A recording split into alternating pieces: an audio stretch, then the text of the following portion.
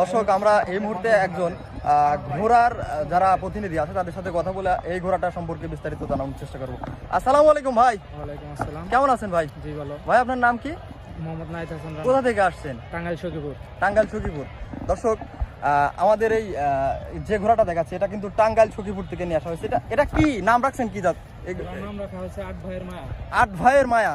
দর্শক, এই ঘোড়াটার নাম কিন্তু আট ভাইয়ের মায়া। অনেক সুন্দর একটা ঘোড়া, আমরা একটু দেখানোর চেষ্টা করি। এটার হাইট কিরকম আছে ভাই? এটার হাইট আছে আপনার 60। বয়স কিরকম? 2 2 সাল না? দর্শক, এটা কিন্তু 2 সালের ঘোড়া। আর এটার হচ্ছে বয়স 2 বছর, মানে হাইট হচ্ছে 60 ইঞ্চি। অনেক সুন্দর ঘোড়াটা, কিন্তু আসলে দেখতে অনেক সুন্দর। তাহলে এটা আসছে হচ্ছে টাঙ্গাইল সখীপুর থেকে।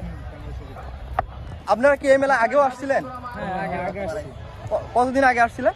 গত বছর আসছিল। পুরস্কার নেওয়া আছে এখানে? ফার্স্ট প্রাইজ পুরস্কার নেওয়া। সোনিয়া নামে একটা সোয়ারিতে আপনারা ঘোড়া চড়াইছিলেন, তাই তো?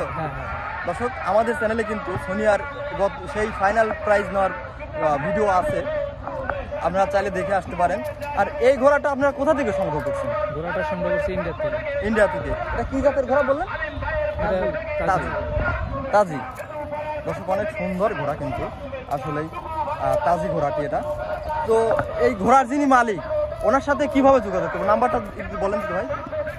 017 017 18 18 65 65 95 95 24।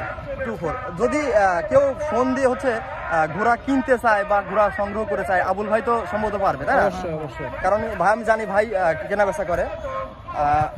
তো আপনারা যদি কেউ চান তাহলে কিন্তু ভাইয়ের সাথে ফোনে যোগাযোগ করে বিস্তারিত জানতে পারবেন, বা ঘোড়া যদি কিনতেও চান তাও কিন্তু আউল ভাইয়ের সংগ্রহে ঘোড়া আছে।